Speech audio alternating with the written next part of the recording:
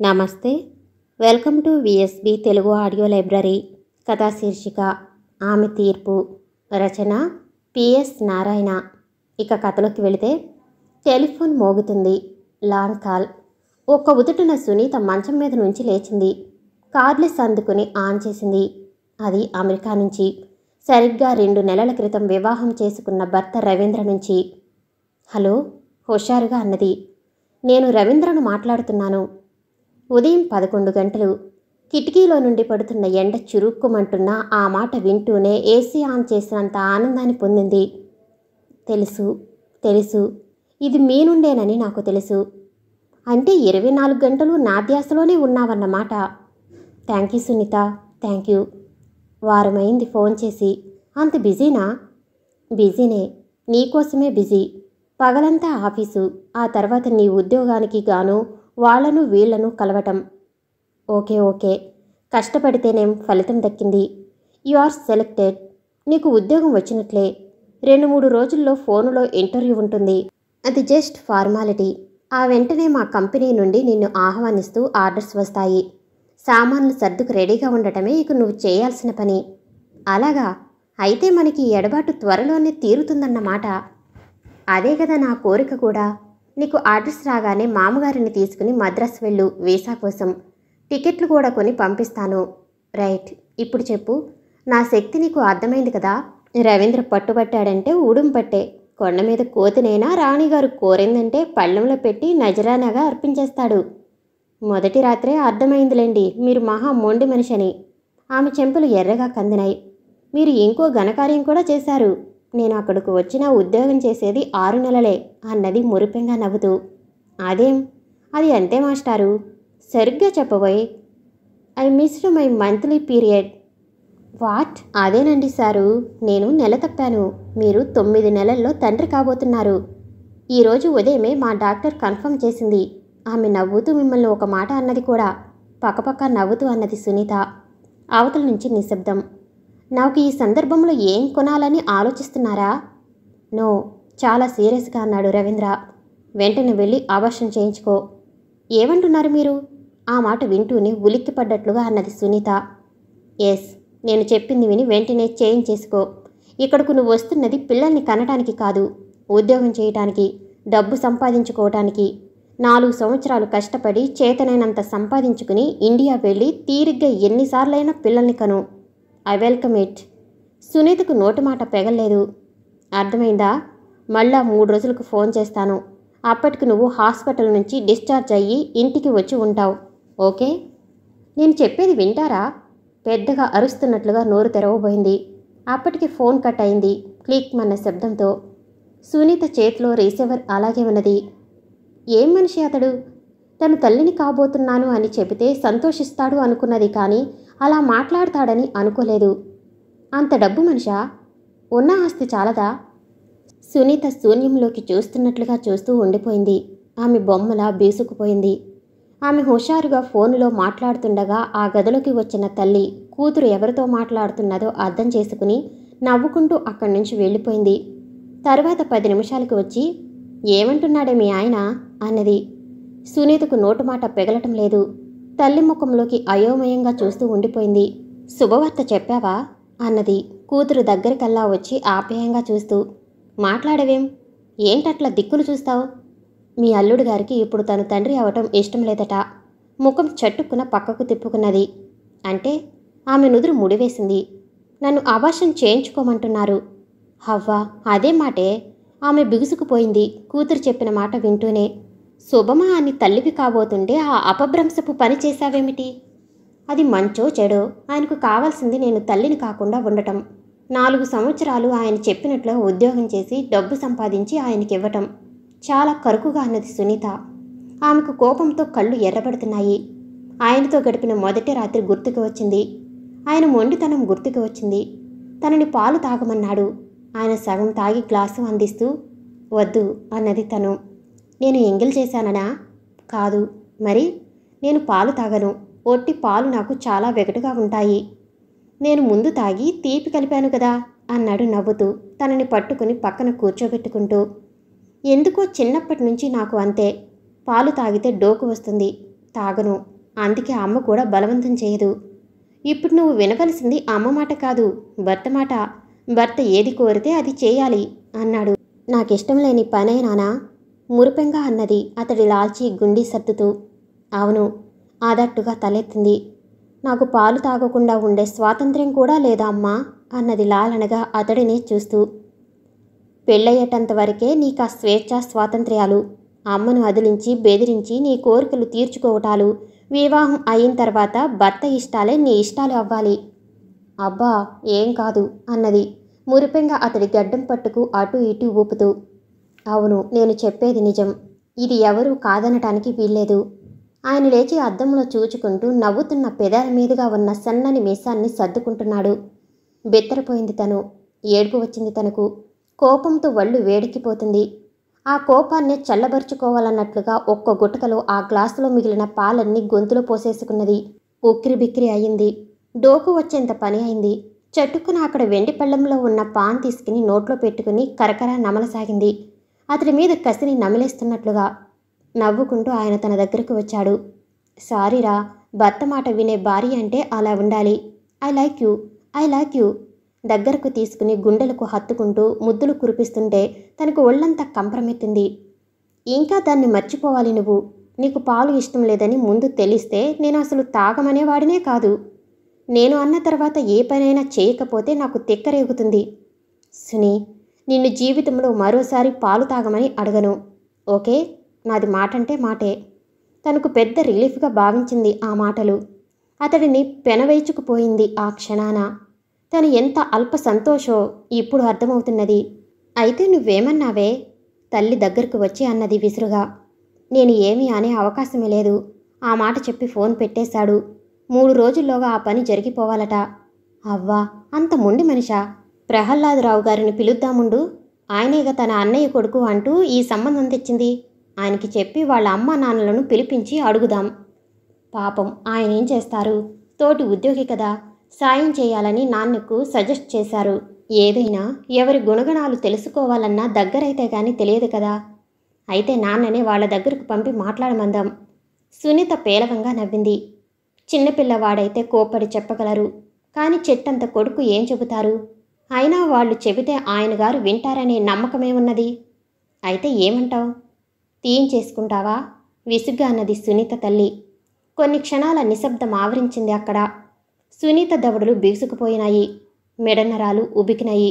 గుండె వేగంగా కొట్టుకోసాగింది. లేదు, నేను అబార్షన్ చేయించుకోను. 3వ రోజు ఉదయం నిద్ర లేచినప్పటి నుంచి రవీంద్ర నుంచి ఫోన్ వస్తుందనే ఎదురు చూస్తున్నది సునీత. తనైతే ఓ దృఢ నిర్ణయం తీసుకున్న మాట వాస్తవమే, కానీ దానికి ఆయన స్పందన ఎలా ఉంటుందోనని భయంగా ఉన్నది. ఆయన అంత తేలిగ్గా దేనిని అంగీకరించే మనిషి కాదు.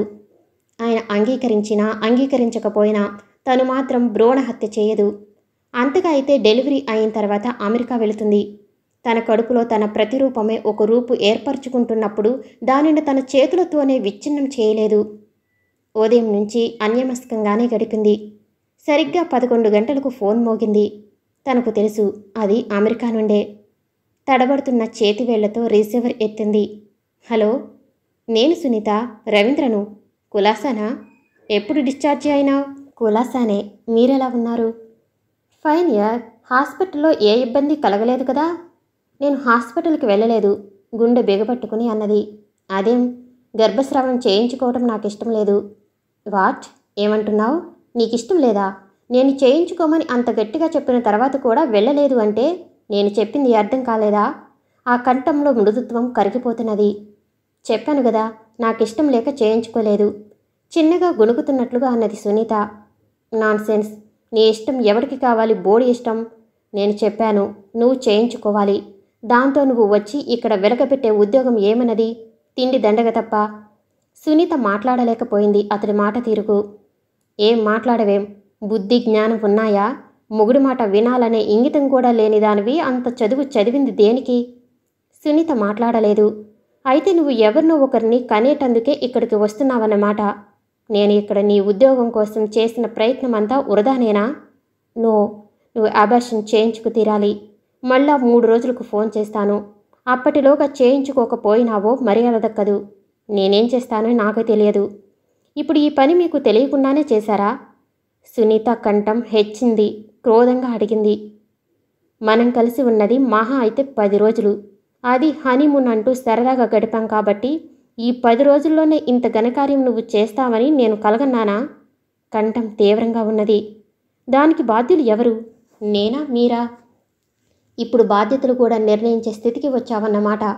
నేను ముందే చెప్పాను నీకు, మనం అమెరికా వెళుతున్నామని, అక్కడ ఇద్దరం ఉద్యోగం చేస్తామని, 4 ఏళ్లు ఏ బాధరాబందీ లేకుండా డబ్బు సంపాదించుకుని ఇండియాకు వస్తామని. నాన్నకు వయసు వచ్చింది కాబట్టి ఆస్తిపాస్తుల వ్యవహారాలన్నీ ఆ పైన మనమే చూసుకోవాలని. అంతకు మించి విపులంగా చెప్పాలా? అంటే ఇందులో తప్పు నాదేనంటారు. ఆమెకు ఒక్కసారిగా దుఃఖం గుండె లోతుల్లో నుంచి వెళ్ళుకొచ్చింది. మగవాడు ఏ విషయాన్నైనా తనకు అనుకూలంగా ఎట్లాగైనా మలుచుకోగలడు. సునీత, సునీత, సునీత, నేనన్నానా ఆ మాట? తప్పు ఒప్పుల ప్రసక్తి నేను ఎత్తానా? జరిగింది. అది అనుకోకుండా జరిగిపోయింది. ఓ పొరపాటు జరిగినప్పుడు మనం దానిని సరిదిద్దుకోవాలి అన్నాను. సరిదిద్దుకోమన్నాను. ఇంత చిన్న విషయానికి కూడా భర్త మాట వినకపోతే ఇంకా మనం ఎన్నో సంవత్సరాలు కలిసిమెలిసి బ్రతకాలి. మనం బ్రతకగలమంటావా? ఒకళ్ళ మాటకు ఒకళ్ళు గౌరవమిస్తే మనం తప్పకుండా ఆనందంగా బ్రతకగలుగుతాం. అంటే పెళ్ళాం మాట మగవాడు విని తీరాలనా నీ ఉద్దేశం? ఇద్దరం సమానమనే విషయం గుర్తించాలి అని అంటాను. అంతే. చెత్, నోర్మై. నేను చెప్పినట్లు వెంటనే ఆసుపత్రికి వెళ్ళు. మరో మాట మాట్లాడావంటే పళ్ళు రాలగొడతాను. ఫోన్ పెద్ద శబ్దంతో క్లిక్మన్నది. ఇలాంటి మనిషికి ఆ నాన్న ₹1,00,000 నజరానాతో తనను అప్పగించింది. సునీత రిసీవర్ను విసురుగా క్రెడిల్ చేసింది. నేను చచ్చినా ఆ పని చేయను. రాత్రి 8 గంటలప్పుడు డైనింగ్ టేబుల్ ముందు డిన్నర్ తీసుకుంటున్న సమయంలో సునీత అన్నది, నాన్న, మనం ఒకసారి మా మామయ్య గారింటికి వెళ్ళి రావాలి. ఎప్పుడు వీలవుతుందో చెప్పు నీకు. ఆయనకు 3 రోజుల క్రితం అల్లుడి దగ్గర నుంచి వచ్చిన ఫోన్ విషయం భార్య చెప్పింది. అందుకే ఆయనకు కూతురు అత్తగారింటికి ఎందుకు వెళ్దామంటున్నదో వెంటనే అర్థమైంది. ఆ విషయం భార్య చెప్పినప్పుడు చాలా తేలిగ్గా తీసుకుంటూ, రోజులు ఎలా మారిపోతున్నాయి. ఇదివరకు సీమకు వెళ్ళటం అంటే అదో ఘనత. ఇప్పుడు చదువుకున్నా చదువుకోకపోయినా ఎవడైనా వెళ్ళాలనుకుంటే వెళ్ళిపోవటమే. మనం ఢిల్లీ వెళ్ళినట్లు. మనుషుల ఆలోచనలు అలవాట్లు మారిపోతున్న ఈ కాలంలో నువ్వు నేను చేయగలిగిందేమున్నది? నీకు తెలిసిన లేడీ డాక్టర్ ఉన్నది కదా, తీసుకువెళ్ళి అల్లుడు చెప్పినట్లు చేయించేశాయి. అతడికి కోపం వస్తే బాగుండదు అన్నాడు. భార్య వెంటనే చెప్పింది, దానికి ఇష్టం లేదు తీయించుకునేందుకు. అయితే మొగుడికి సర్ది చెప్పుకోమను. దాని సంసారం బాగోగులు అది చూచుకోవాలి అంటూ ఆ విషయాన్ని అంతటితో త్రుంచివేశాడు. ఇప్పుడు కూతురు అన్న మాటలకు ఆయన తలెత్తి, ఎందుకమ్మా వాళ్లతో మాట్లాడటం అవసరమా? నీకెందుకంత మొండితనం? ఆ అబ్బాయి మాట వింటే సరిపోతుంది కదా అన్నాడు. ఏ గొడవ లేకుండా కూతురు సంసారం సాఫీగా నడవాలనేదే ఆయన కోరిక. తండ్రి మాటకు అవాక్కైంది సునీత. భర్త అంతకుముందు అన్న మాటలను తల్లి కూతురుకు చెప్పకపోవటంతో ఇప్పుడు తండ్రి మాటలు సునీతకు షాక్లా తగిలినాయి. మగవాళ్ళంతా ఇంతేనా? నా ఇష్టాయిష్టాల ప్రసక్తే లేదా నాన్న? చాలా బేలగా అడిగింది. మొగుడి ఇష్టమే భార్య ఇష్టమవ్వాలి.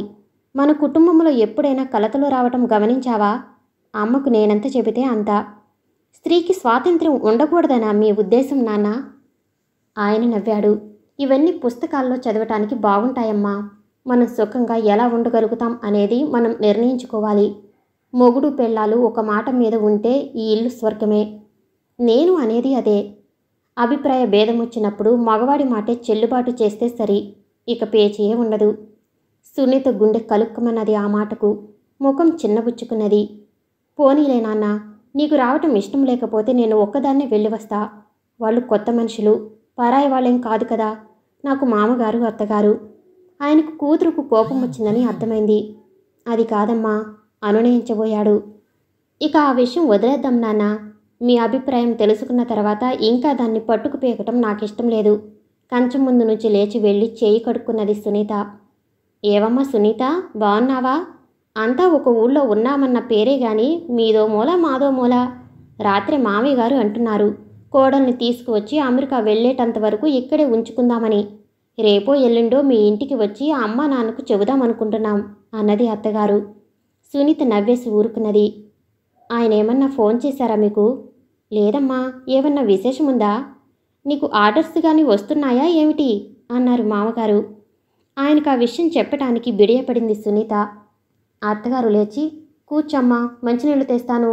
ముందు తాగు. ఎట్లా వచ్చావు? ఆటోలోనేనా అన్నది. మీరు కూర్చోండి అత్తయ్య గారు. మీరు నాకు ఇవ్వటమేమిటి? నేను తీసుకు తాగుతాను. టీ పెట్టెదా? ముగ్గురం తాగుతూ కబుర్లు చెప్పుకోవచ్చు అంటూ చొరవగా వంటింట్లోకి వెళ్ళింది. వెనక్గా వచ్చిన అత్తగారిని అక్కడే పీట వేసి కూర్చోబెట్టి తను మంచినీళ్లు తాగి స్టవ్ మీద పాలు పడేసి సిమ్లో పెట్టింది. వెళ్ళి అత్తగారి పక్కన కూర్చుంటూ సూటిగా అసలు విషయంలోకి వెళ్ళిపోయింది. పాలు కాగినట్లనిపించగా లేస్తూ, ఇదండి అత్తయ్యగారు, ఆయన అభిప్రాయం అది, నా అభిప్రాయం ఇది. మీరు మామగారు కూడా ఏమంటారో కనుక్కుందామని వచ్చాను. అవును, మీ ఇద్దరికీ వంట అయిందా? లేకపోతే ముగ్గురికి కలిసి అన్నం పడేస్తాను అన్నది కాగిన పాలల్లో టీ పొడి వేస్తూ.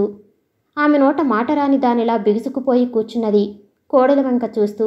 ఆమె చెప్పిన మాటలు విన్న తర్వాత, ఒక్కగానొక్క కొడుకు, అసలు కొడుకును అమెరికా వెళ్ళవద్దనే అన్నారు వాళ్ళు.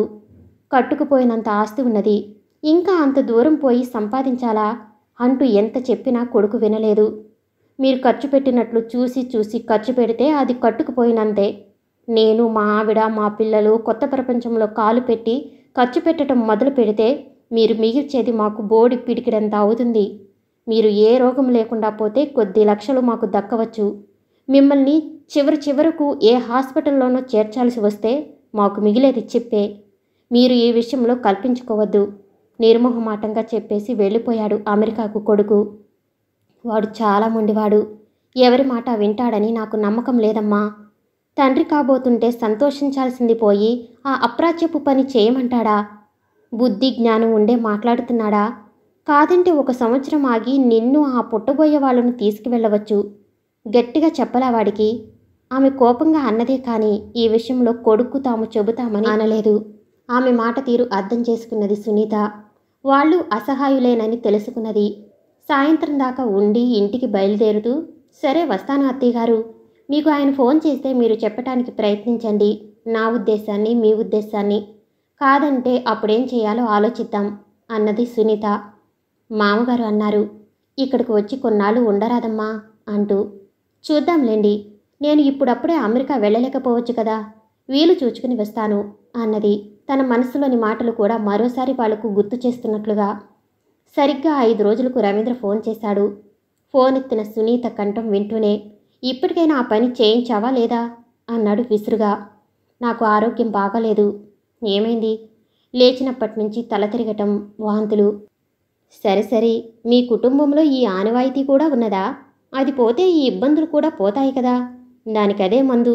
నీకు అపాయింట్మెంట్ ఆర్డర్స్ తయారవుతున్నాయి అన్నాడు రవీంద్ర. నేను ఇప్పుడు అక్కడకు రాలేకపోవచ్చు. నువ్వు వస్తానన్నప్పుడు ఆ అవకాశాన్ని బంగారు పళ్ళెంలో పెట్టి నీ ముందు ఎవరు ఉంచరు ఎగతాళిగా అన్నాడు.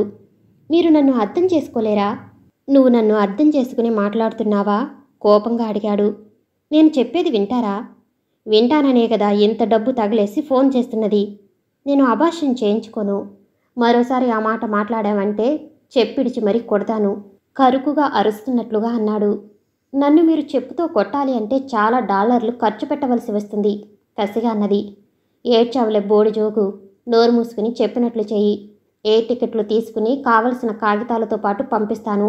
మద్రాసు వెళ్ళి ఆ వీసా తెచ్చుకుని ఇక్కడికి తగలడు. నన్ను అనవసరంగా రెచ్చగొట్టబోకు. నేనేం రెచ్చగొట్టడం లేదు, మీరే రెచ్చిపోతున్నారు. అబార్షన్ అప్పుడు అనుకోనిది ఏదైనా జరిగితే మీరేం చేస్తారు?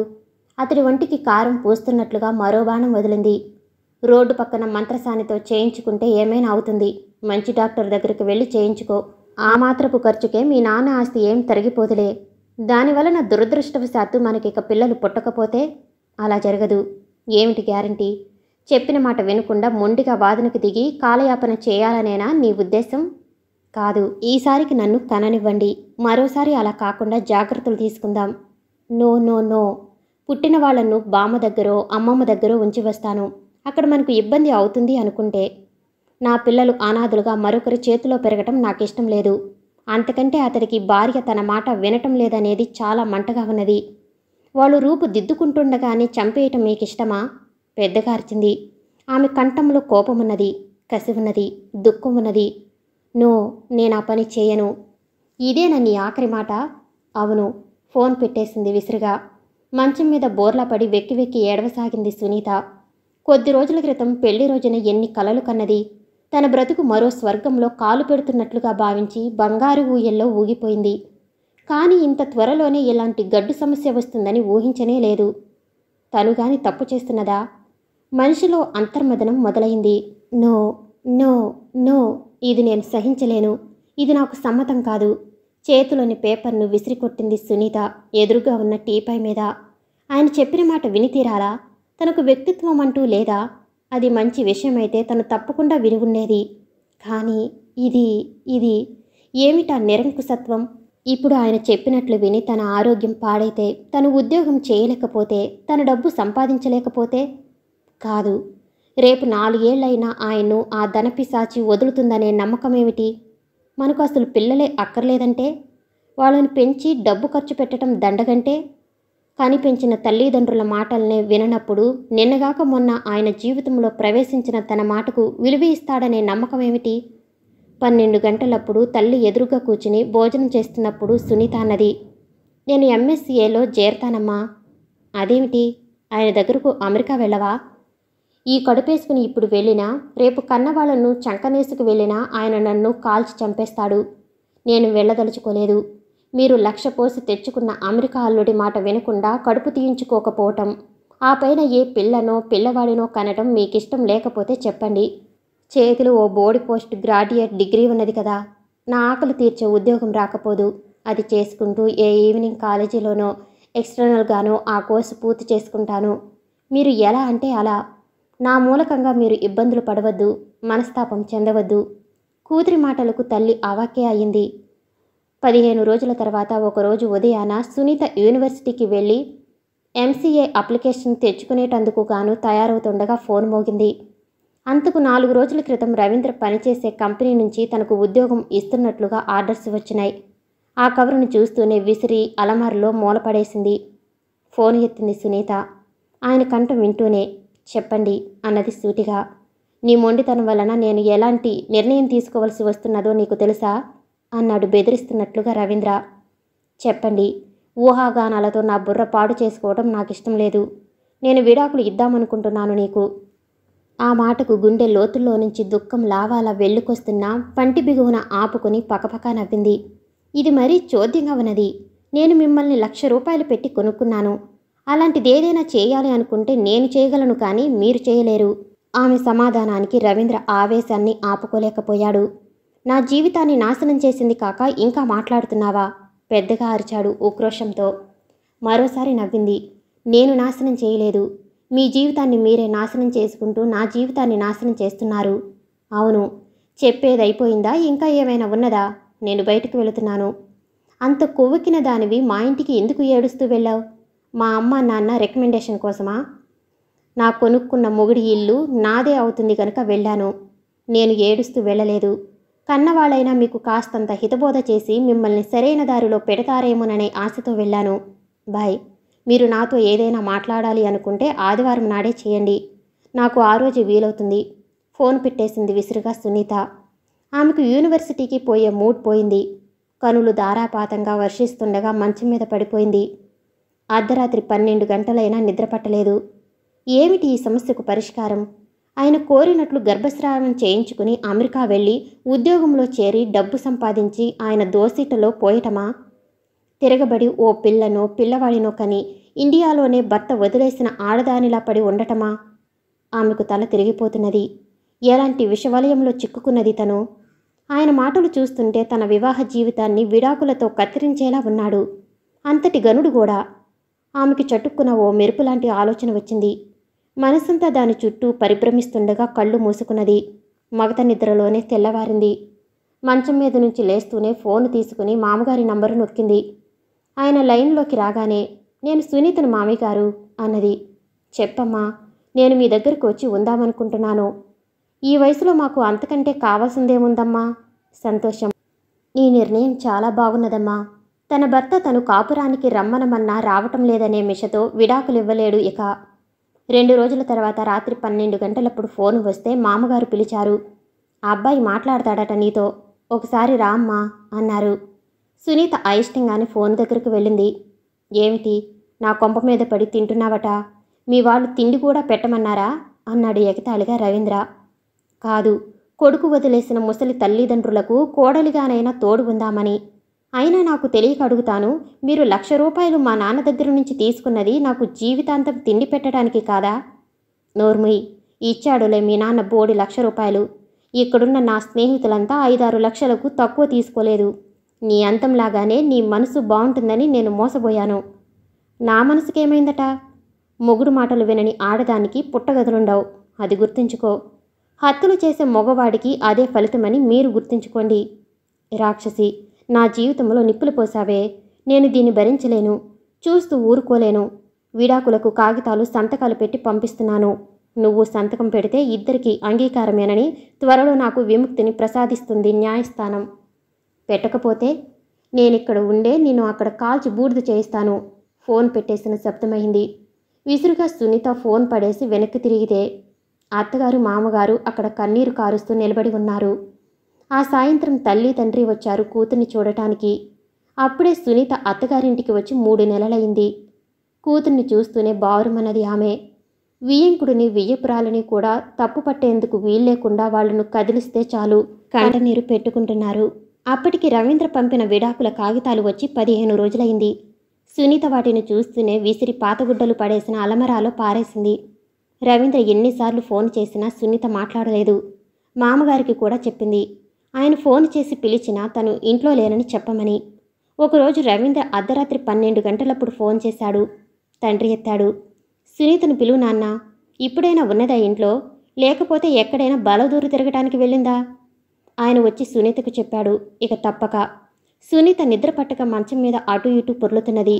విసురుగా వచ్చింది ఫోను దగ్గరకు. చెప్పదలుచుకున్నదేదో తొందరగా చెబితే పడుకుని హాయిగా నిద్రపోతాను. నీవేం మాట్లాడుతున్నావో నీకు అర్థమవుతున్నదా? ఇంకా పిచ్చెక్కలేదు. ఎక్కినా చేయగలిగిందేమీ లేదు. కాగితాలు ఎందుకు పంపలేదు? నేను లాయర్కు పంపాలి.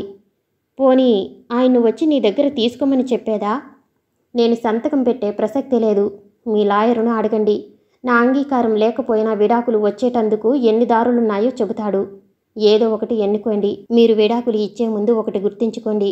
నాకు మనోవర్తి రావాలి. ఆ పైన ఇక్కడ ఉన్న ఆస్తి ఏది మీ స్వార్థితం కాదు. అదంతా నాకు పుట్టబోయే వాళ్ళకే చెందుతుంది. ఇక మీ ఇష్టం. మీరేం చేసినా సరే. కొద్ది రోజులైనా మీకు భారీగా మీతో కాపురం చేశాను కదా, అందుకే చెబుతున్నాను. Good luck. You beach. ఏమన్నారు? మొగుడు దగ్గర కొద్ది రోజులు పడుకున్నందుకే నేను బీచ్నైతే మీలాంటి మగవాళ్ళను ఏమనాలో ఏ మేధావికి అంతుపట్టదు. Thank you very much. కసిగా ఫోన్ పెట్టేసి తన గదిలోకి వెళ్ళిపోయింది. ఆమె కళ్ళు ఆ క్షణాన ఎండాకాలంలో నడి ఆకాశాన ఉన్న సూర్యుడిలా మండిపోతున్నాయి. తల్లి అడిగింది వచ్చి కూర్చున్న అరగంటకు. అల్లుడు ఫోన్ చేస్తున్నాడా? ఏమని? నీ పొగరు తగ్గితేనే కానీ నీ సంసారం బాగుపడదే అన్నది కోపంగా తల్లి. ఆయనగారు చెప్పినట్లు డాన్స్ చేయకపోవటం పొగరా? కాక నన్ను కన్న తల్లిదండ్రుల కంటే నిన్నగాక మొన్న వచ్చిన అత్తగారు మామగారే నన్ను అర్థం చేసుకున్నారు గదే అన్నది ఎగతాళిగా నవ్వుతూ సునీత. నీ సంసారం నాశనమైతే వాళ్ళకేమిటి బాధ? నువ్వు కాకపోతే మరో కోడలు వస్తుంది. అమ్మా, నేను ఒకటి చెబుతాను విను. నువ్వు కానీ నాన్న కానీ మీ అల్లుడి విషయం ఎత్తకుండా నన్ను చూడాలనుకుంటే ఇక్కడికి రండి. వచ్చి మాత్రం నా బుర్ర తినవద్దు. ఇప్పటికే నేను సగం చచ్చి ఉన్నాను. పూర్తిగా చంపొద్దు అన్నది 2 చేతులు జోడించి. సునీత తల్లికి నోటమాట పెగల్లేదు. శిలల అలాగే కూర్చుండిపోయింది. దీనిది బాగుపడే లక్షణం కాదు అనుకున్నది మనసులోనే క్రోధంగా. మామగారికి జ్వరం వస్తే డాక్టర్ దగ్గరకు తీసుకువెళ్ళి ఇంటికి వచ్చేటప్పటికి రాత్రి 9 గంటలైంది. ఏ డాక్టర్ దగ్గరకు వెళ్ళినా జనం కిటకిటలాడుతున్నారు. గంటకు పైగా కూర్చుంటే కానీ తమ వంతు రాలేదు. అన్నం తినేటప్పటికి 10 అయింది. అన్నీ సర్ది మంచం మీద చేరేటప్పటికి 11. పడుకుంటే ఇబ్బందిగా ఉన్నట్లనిపించింది. అటు ఇటు దొర్లుతుంది. కడుపులో నొప్పిగా ఉన్నట్లనిపిస్తుంది. ఆలస్యంగా భోజనం చేయటం వలనేమోనన్నట్లుగా ఓర్చుకుంటూ పడుకున్నది. ఎంతసేపటికి తగ్గకపోగా ఇంకా ఎక్కువగా సాగినాయి పోట్లు. అత్తగారిని లేపి చెప్పింది. ఆమె ఆదుర్దాపడుతూ, ఇంట్లో పనంతా నెత్తిన వేసుకుని చేస్తావు. ఒట్టి మనిషి కావు, జాగ్రత్తగా ఉండమ్మా అంటే వినవు. వేడి చేసిందేమో, పేరు నెయ్యి రాస్తానుండు అంటూనే ఇంత నెయ్యి తెచ్చి మంచం మీద కోడలి పక్కన కూర్చుని కడుపు మీద రాయసాగింది చిన్నగా. రేపు కాన్పు అయ్యేటంత వరకు ఈ చిన్న చిన్న ఇబ్బందులు తప్పవు. నువ్వు రెస్ట్ తీసుకోవాలి. నా మాట విను. వంట మనిషిని పెట్టుకుందాం. సునీత అంత బాధలోనూ నవ్వి ఊరుకున్నది. తర్వాత 1/2 గంట అయినా తగ్గలేదు. కాస్త పంచదార నీళ్లు కలిపి ఇస్తానుండు. అమ్మకు కూడా ఫోన్ చేస్తాను అంటూ లేచింది ఆమె. ఆమె పెద్దది, ఆమె కంగారు ఆమెది. వద్దండి, అనవసరంగా వాళ్ళు గాబరా పడతారు. కాసేపు ఉంటే అదే తగ్గిపోతుందిలేండి. పోనీ పై ఆంటీని లేపేదా, డాక్టర్ దగ్గరకు వెళదాం అంటూ బయటకు వెళ్ళి మేడ మీద అద్దెకున్న ఆమెను బెల్లు కొట్టి పిలిచింది. ఆమె దిగుతూనే పరిస్థితి అర్థం చేసుకుని మొగుని లేపి కారు బయటకు తీసింది. అందరూ కలిసి దగ్గరలోని ఉన్న నర్సింగ్ హోమ్కి వెళ్లారు. దాన్ని ఆనుకుని ఉన్న ఇంట్లోనే డాక్టర్ ఉంటారు. ఆయన భార్య గైనకాలజిస్టు. ఆమె సునీత పడుతున్న బాధను చూస్తూనే లేబర్ రూంలోకి తీసుకువెళ్ళింది. అందరూ ఆదుర్దాగా ఆ గది ముందు బెంచీల మీద కూర్చున్నారు. తర్వాత అరగంటకు డాక్టర్ బయటకు వస్తూ, సారీ, అబార్షన్ అన్నది. నో నో నో పెద్దగా అరిచింది సునీత. ఆమె జుట్టు రేగి తలవైపు అంతా చిందరవందరగా పరుచుకుని ఉన్నది. పైన ఫ్యాన్ తిరుగుతున్న ఒళ్లంతా చెమటలతో తడిసి ఉన్నది. ముఖాన కుంకుమ నుదురంతా అలుముకుని ఉన్నది. అలా అవటానికి వీల్లేదు. I want my child. ఆమె ఆవేశంతో మంచం మీద ఊగిపోతున్నది. డాక్టర్ ఆమె భుజం తట్టి సిస్టర్ను పిలిచి నిద్రపోయేటందుకు గాను ఇంజెక్షన్ ఇవ్వమన్నది. వెను తిరుగుతూ, ఆ అమ్మాయికి టెన్షన్స్ ఏమైనా ఉన్నాయా అడిగింది సునీత అత్తగారిని. ఆమె మాట్లాడలేకపోయింది. ఏమని చెబుతుంది? డాక్టర్ ఒక్క క్షణం చూచి వెళ్ళిపోయింది. సునీత తనలోని రక్తాన్నంతా ఎవరో పీల్చేస్తున్నట్లుగా వెలువెలలాడుతూ చిన్నగా నిద్రలోకి జారిపోయింది. వెదవ కడుపు పోతే పోయింది, దాని సంసారమన్నా బాగుపడుతుంది అన్నది సునీత తల్లి తెల్లవారుతూనే వెయ్యపురాలు ఫోనులో ఆ విషయం చెప్పినప్పుడు. ఆమె మాటలకు సునీత అత్తగారు ఏమీ మాట్లాడలేకపోయింది. కోడలకు మత్తు తగ్గి మెలకువ రాగానే ఏం గొడవ చేస్తుందోనని భయంగా ఉన్నది. అసలే నీరసంగా ఉన్నది. ఆవేశంలో ఏం చేసినా తను పట్టుకోవటం కష్టమవుతుంది. ముందు మీరు రండి అంటూ నర్సింగ్ హోమ్ వివరాలు చెప్పి ఫోన్ పెట్టేసింది. తల్లి దగ్గర ఉండటం ఎందుకైనా మంచిది అన్నట్లుగా. 8 అవుతుండగా కళ్ళు తెరిచింది సునీత. ఎదురుగ్గా తల్లిని చూస్తూనే బావురమన్నది. వెక్కి వెక్కి ఏడవసాగింది. ఆవేశంతో ఆమె గుండెలు ఎగిరెగిరి పడుతున్నాయి. నేను ఓడిపోయానమ్మా. నాకు దేవుడు కూడా సహకరించలేదు. నేను ఎప్పుడూ ఏదో పాపపు పని చేసి ఉంటాను. అందుకే నాకు ఈ శిక్ష. 5 రోజుల తర్వాత ఓ రోజు ఉదయాన 11 గంటలప్పుడు సునీతకు ఫోన్ వచ్చింది. అది అమెరికా నుంచి. చేసింది భర్త రవీంద్ర. సునీత తల్లి కూతుర్ని కొన్నాళ్లు తన దగ్గర ఉంచుకుంటానని పుట్టింటికి తీసుకువెళ్ళింది. కాగల కార్యం గంధర్వుల తీర్చడం అంటే ఇదే. ఇప్పుడు మనం భార్యాభర్తలమే కాదు, సరి సమానం కూడా. నీ మాట నువ్వు నెగ్గించుకున్నావు, నా మాట నేను నెగ్గించుకున్నాను. రేపు మా డైరెక్టర్ కాళ్ళు మరోసారి పట్టుకుని అప్పుడు కోల్డ్ స్టోరేజ్లో పెట్టించిన నీ ఆర్డర్స్ని బయటకు తీయించి ఎయిర్ టికెట్తో సహా నీకు పంపిస్తాను. వెంటనే వచ్చేసాయి. అరే, నేను చెప్పాను కదా, నేను సామాన్యంగా తెలిసి తప్పు చేయను. కానీ అనుకోకుండా నీ విషయంలో 2 సార్లు చేశాను. సారీరా. మరోసారి ఆ తప్పు జరగకుండా జాగ్రత్తలు తీసుకోవాల్సిన బాధ్యత నాది. ఎనీహౌ, ఇప్పుడు నాకు చాలా ఆనందంగా ఉన్నది. నా హృదయపూర్వక అభినందనలు స్వీకరించు. సునీతకు 2 నిమిషాల వరకు నోరు పెగల్లేదు అతడి మాటలకు. చెప్పరా, ఓ 15 రోజుల్లో నువ్వు పూర్తిగా కోలుకునేలా చూసుకో. మన భవిష్యత్తును డబ్బులో ముంచి తేల్చాలి, ఓకే? సునీత నోరు తెరిచింది. భార్యకు గర్భస్రావం అయితే ఆనందిస్తూ హృదయపూర్వక అభినందనలు తెలిపే మగవాడికి భారీగా ఉండి నేను కాపురం చేయలేను. సో మీరు పంపిన విడాకుల కాగితాల మీద సంతకం చేసి పంపుతున్నాను. Good bye. ఫోన్ పెట్టేసింది సునీత అతడికి మరో మాటకు అవకాశం ఇవ్వకుండా. సమాప్తం. నేను వినిపించే ఆడియో కథలు నవల్స్ మీకు నచ్చినట్లయితే ప్లీజ్ షేర్ అండ్ లైక్.